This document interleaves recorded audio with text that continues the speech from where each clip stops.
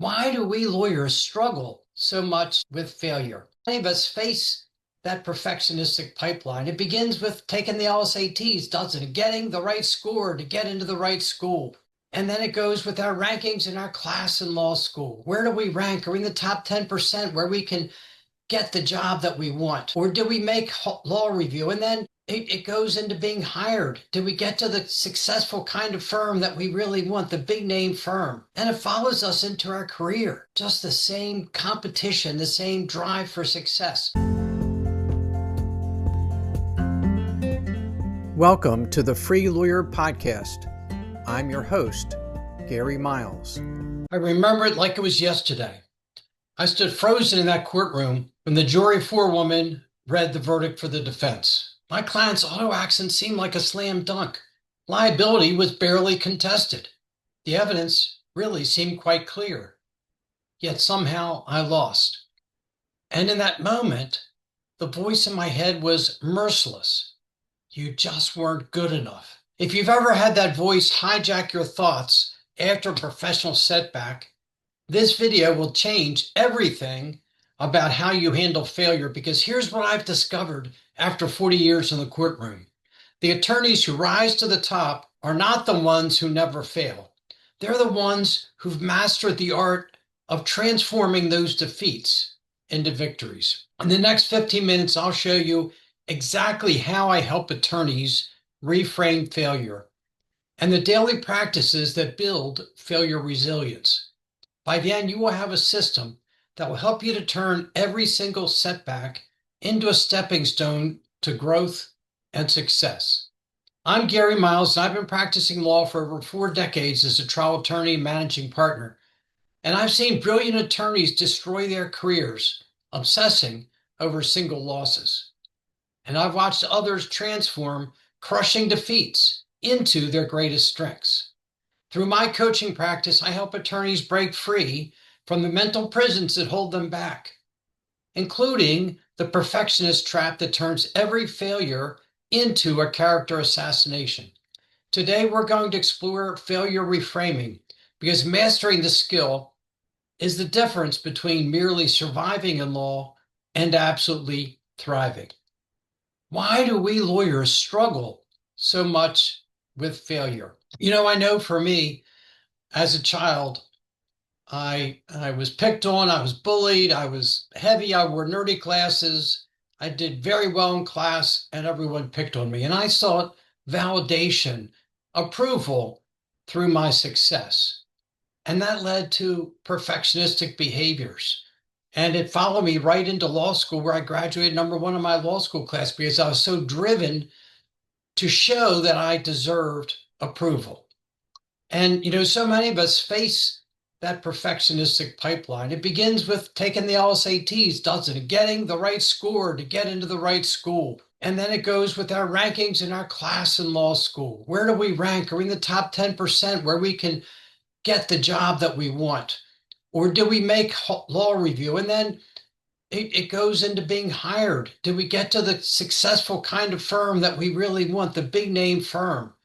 And it follows us into our career. Just the same competition, the same drive for success. And our profession contributes to it because everything is binary. You won the motion or you lost. The jury ruled your way or they ruled against you. Your motion was granted or it was denied. Everything is a win or it's a loss. And, I went from that success in law school and clerking in federal court, tremendous successes, right? But I was filled with persistent self-doubt. I questioned whether I belonged even after I won a number of jury cases in a row. See, our perfectionism creates anxiety for us about how we perform as lawyers. It makes us hesitant, it makes us afraid, and it limits our growth. And it's particularly difficult when we ever lose a case, when that happens. I remember I handled an employment case in federal court. As in most employment, I was representing a woman who I said was fired because of her age. And we know those cases are difficult. It's based on inferences. And the other side filed a motion for summary judgment. I wrote what I thought was an incredible brief. I persistently and persuasively argued why her age was the reason that she was terminated. But the judge granted the motion for summary judgment. And I was crushed. I blamed myself for weeks. Should I have not taken the case? Did I do something wrong in how I handled it? And then sometime later, I was in settlement court before a magistrate judge who I was connected with and happened to share the story with him. And he said that judge had granted summary judgment for every employer in every employment discrimination case that had ever been assigned to him. And I realized that while I was criticizing myself, it was something I probably didn't have a chance with my case being before that judge. And this brings up to me the concept of a fixed mindset versus a growth mindset. We can lose a case and think we're not good enough, we don't have what it takes. Or we can lose a case and think, I can be better, I can improve, I can grow. And the key is how we reframe our thoughts about losing. And there really are 3 stages to this. And just to talk a little bit about reframing, it's not about positive thinking. It's really about accurate thinking. Reframing shifts your perspective to view setbacks not as a final absolute judgment of your ability, but rather as a valuable learning opportunity that you can use to strengthen your practice. It's about extracting lessons from every experience. What can I learn from this? And using them to become a more effective advocate. What we often do is we focus on failure. We analyze the failure. What went wrong and whose fault was it? But reframing focuses on extracting lessons, trying to determine what can be learned and how it can be applied to help us be better lawyers. So there are really 3 stages to reframing. The first is what I call skillful processing.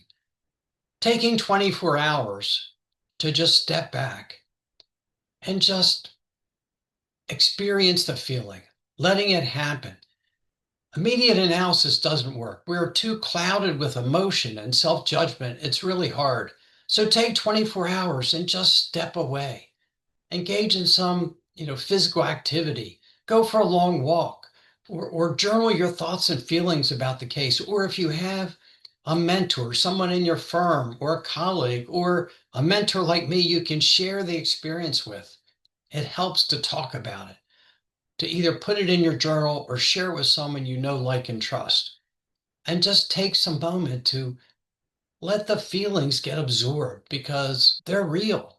And when you lose a case, it hurts. When I lost that case that I described above, I was in a terrible place, but I only allowed myself 24 hours to feel that way. The second stage is seeing what lessons you can learn from that experience, what I call strategic learning extraction. And this really involves three dimensions. What was my approach to the case as a lawyer? What was the legal approach that we took?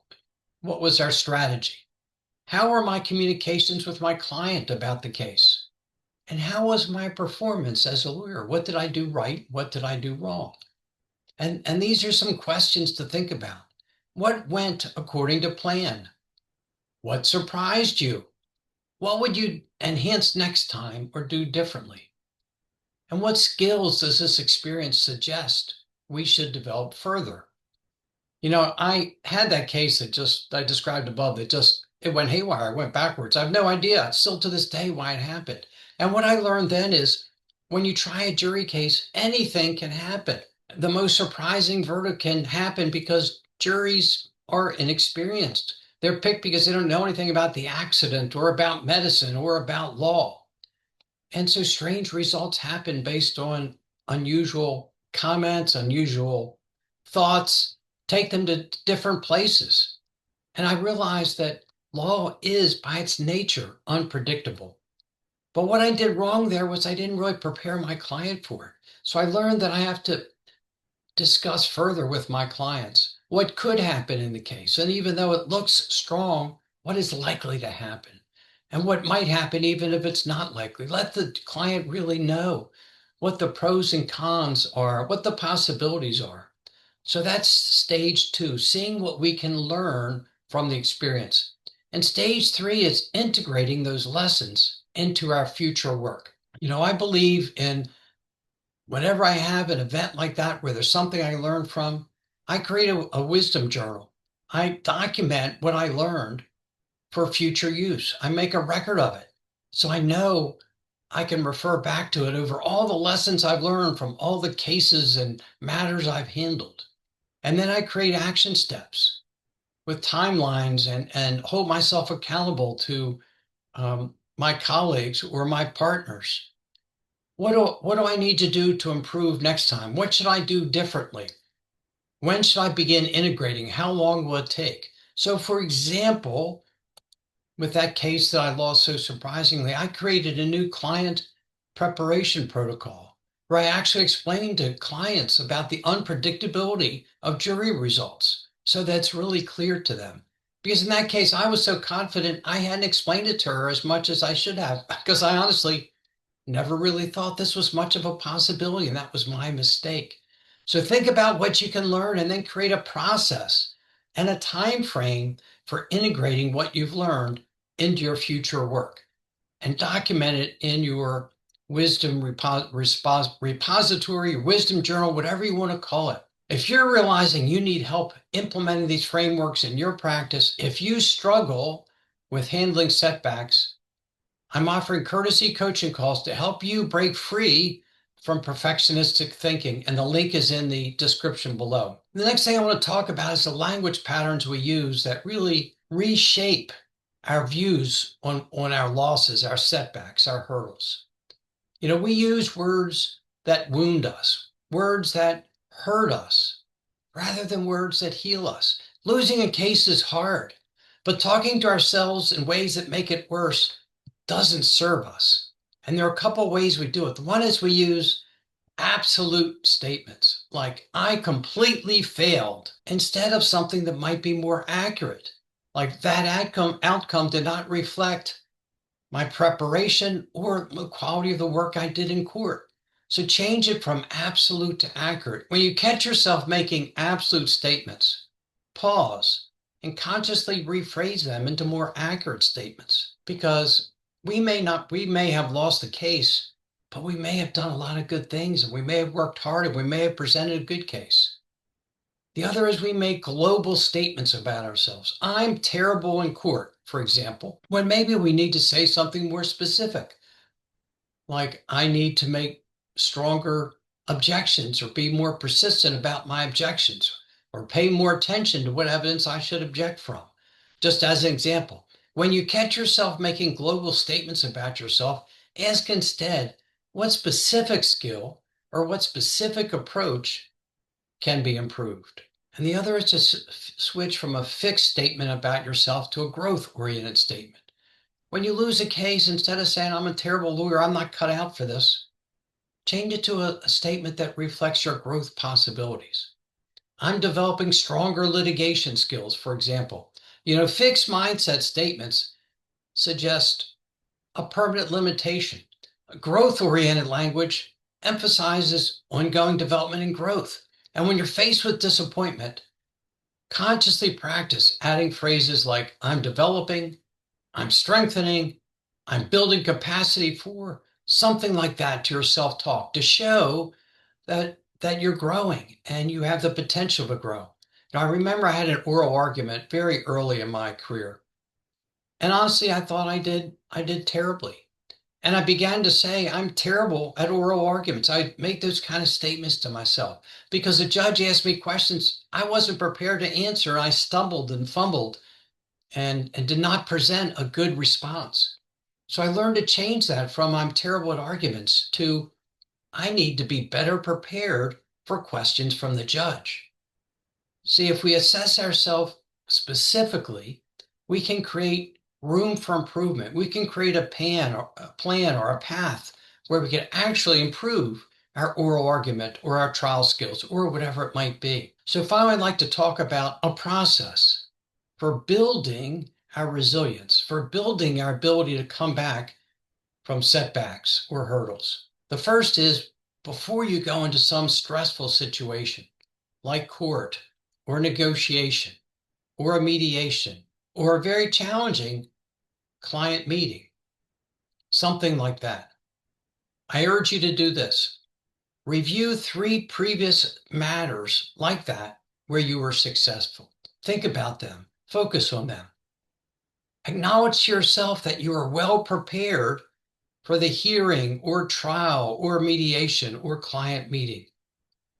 And then say one growth-oriented statement aloud. I'm prepared for this mediation and I'm dedicated to helping my client. Something of that nature. So review your successes, acknowledge what you've completed to prepare for the hearing or matter, and make one positive statement about how prepared you are. The second activity is to have a strategic success file. I encourage you to document every single achievement, compliment, or favorable outcome. And it can include both tangible successes like winning a case, having a motion granted, bringing in a big new client, and intangible successes. How you kept your mindset positive, how you stayed resilient despite a setback. And then review them every 3 months or so. They help you to maintain your perspective about who you are and what your capabilities are. And the third is to find a colleague you can connect with. I call it intentional partnership formation. Find someone, it could be a mentor like me, it could be a colleague, it could be someone in your firm, and create structured opportunities to share your challenges, your insights, what you've learned, rather than suffering in isolation. The isolation is so damaging to us.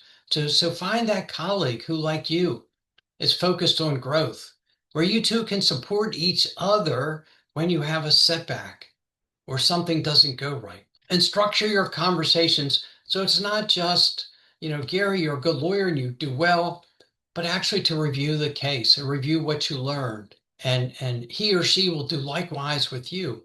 And you both can talk about what you can learn from the different experiences that you have. And that will help you both be accountable to each other. You get the support, encouragement, but you also acknowledge how and when you can grow and learn from what happened. So I really encourage you to have that. So try very hard to follow that process for handling setbacks, taking 24 hours to process what happened, then seeing what lessons you can learn from it and setting up a system to integrate them. Changing your language you use about yourself so you're just not absolutely critical of yourself, but you speak specifically about what you can learn and how you can grow. And then begin those 3 steps towards building up your resilience. Having those couple minutes you spend before something important where you review your successes, you acknowledge your preparation, and you speak one growth-oriented, one positive statement about yourself. Building up your success file and finding some colleague you can connect with and share your journey with. After 4 decades in the courtroom, I've learned this undeniable truth. Legal success is not measured by an unblemished record. Rather, it's measured by what you extract from the inevitable defeats. The attorneys who transform setbacks into stepping stones don't possess magical immunity to failure. We're all going to lose cases. We're all going to have things that don't go our way. But what those lawyers have is something far more valuable. They've developed the ability to stand in the wreckage of a lost case and see not evidence of their limitations or their failures, but blueprints for their growth. Your greatest challenge is not proving yourself infallible. It's developing resilience to transform temporary defeat into lasting wisdom. And that transformation doesn't happen by accident. It requires the intentional practices we discussed today. So remember, the most consequential legal argument you'll ever make is not delivered to any court.